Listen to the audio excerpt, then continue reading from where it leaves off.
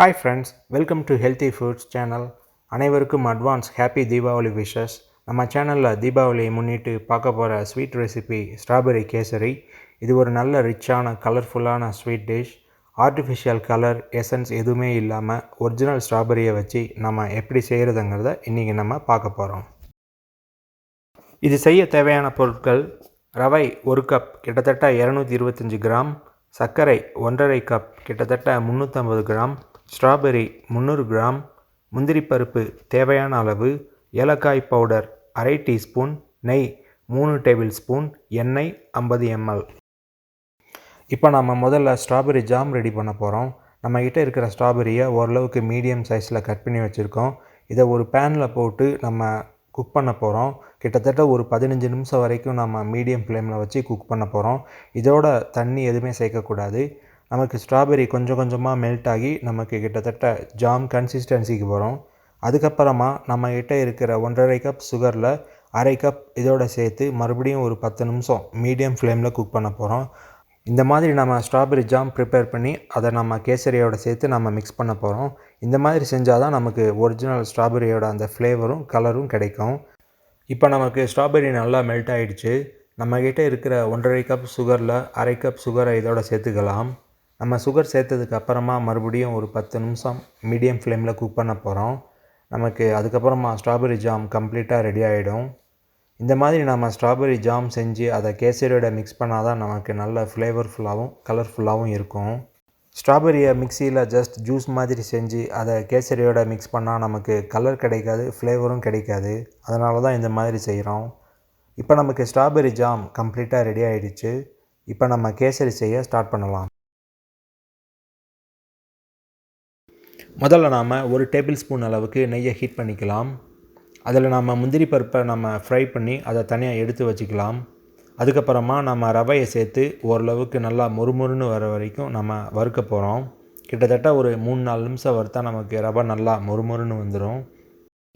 இப்போ நாம் ரவையை சேர்த்து நல்லா மொறுமொறுன்னு வர வரைக்கும் நாம் வறுக்க போகிறோம்.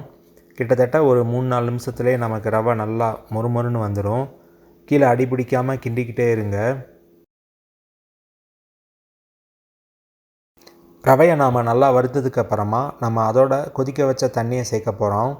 1 கப் ரவைக்கு கிட்டத்தட்ட 2½ கப் அளவுக்கு நம்ம தண்ணி சேர்த்தா கரெக்டாக இருக்கும். இதில் பச்சை தண்ணியை சேர்த்தா நமக்கு கேசரி நல்லா வராது.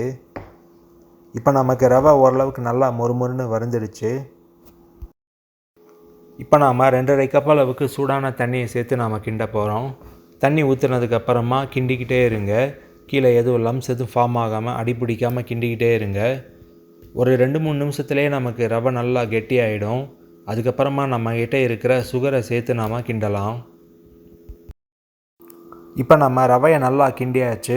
லம்ஸ் எதுவும் ஃபார்ம் ஆகாமல் நல்லா ஸ்மூத்தாக இருக்குது. இப்போ நம்மக்கிட்ட இருக்கிற சுகரை சேர்த்து மிக்ஸ் பண்ணலாம். நான் 1 கப் ரவைக்கு 1½ கப் அளவுக்கு சுகரை சேர்க்குறேன். இது ஓரளவுக்கு மீடியம் லெவல் ஸ்வீட்னஸ் கொடுக்கும். உங்களுக்கு ஸ்வீட் அதிகமாக வேணும்னா ஒரு அரை கப் அதிகமாகவே நீங்கள் சேர்த்துக்கோங்க. சுகர் சேர்த்ததுக்கப்புறமா நல்லா மிக்ஸ் பண்ணிக்கிட்டே இருங்க. சுகர் நல்லா மெல்ட் ஆகி நமக்கு கேசரி ஆல்மோஸ்ட் ரெடி ஆகிடும். அதுக்கப்புறமா இருக்கிற நெய் எல்லாத்தையுமே சேர்த்துக்கோங்க.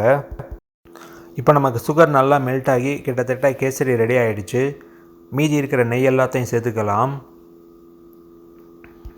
நான் யூஸ் பண்ணியிருக்கிற நெய் கெட்டியாக இருக்குது. அதனால் நான் 3 டேபிள் ஸ்பூன் அளவுக்கு எடுத்திருக்கேன். நீங்கள் மெல்ட்டான கண்டிஷனில் இருக்கிற நெய்யாக இருந்துச்சுன்னா கிட்டத்தட்ட 5 டேபிள் ஸ்பூன் வரைக்கும் யூஸ் பண்ணுங்கள், உங்களுக்கு கரெக்டாக வரும். இப்போ நம்ம செஞ்சு வச்சுருக்கிற ஸ்ட்ராபெரி ஜாமை கேசரியோட சேர்த்து மிக்ஸ் பண்ண போகிறோம்.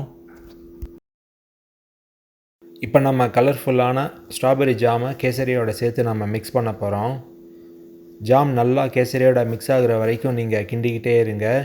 கிட்டத்தட்ட 5-6 நிமிஷத்தில் நமக்கு கேசரி கம்ப்ளீட்டாக ரெடி ஆகிடும்.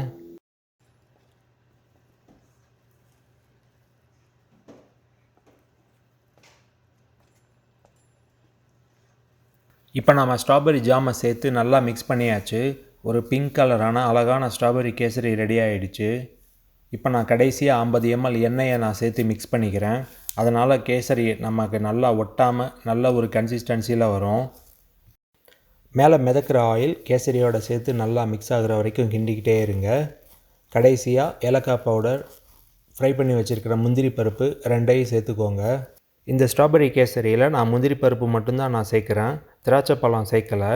ஏன்னா ஸ்ட்ராபெர்ரி வந்து லேசாக புளிப்பாக இருக்கும். அதனால் நான் திராட்சை சேர்க்கலை. உங்களுக்கு வேணும்னா நீங்கள் சேர்த்துக்கலாம். ஓகே ஃப்ரெண்ட்ஸ், இப்போ நம்ம தீபாவளி ஸ்பெஷல் ஸ்வீட்டாக ஒரு ஃபேண்டாஸ்டிக் ஸ்ட்ராபெர்ரி கேசரியை ரெடி பண்ணியாச்சு. இந்த ரெசிபி உங்கள் எல்லாருக்கும் பிடிச்சிருக்குன்னு நான் நினைக்கிறேன். டிஃப்ரெண்ட்டாக ஒரு பிங்க் கலராக ஒரு யூனிக்காக இருக்கும். குழந்தைகளுக்கு ரொம்ப பிடிக்கும். கண்டிப்பாக ட்ரை பண்ணி பாருங்கள். பிடிச்சிருந்தால் லைக் பண்ணுங்கள், கமெண்ட் சொல்லுங்கள், உங்கள் ஃப்ரெண்ட்ஸோட ஷேர் பண்ணுங்கள். என்னுடைய சேனலை சப்ஸ்கிரைப் பண்ணாதவங்க சப்ஸ்கிரைப் பண்ணுங்கள். நெக்ஸ்ட் டைம் வேறு ஒரு ரெசிபியோடு உங்களை நான் சந்திக்கிறேன். நன்றி, வணக்கம்.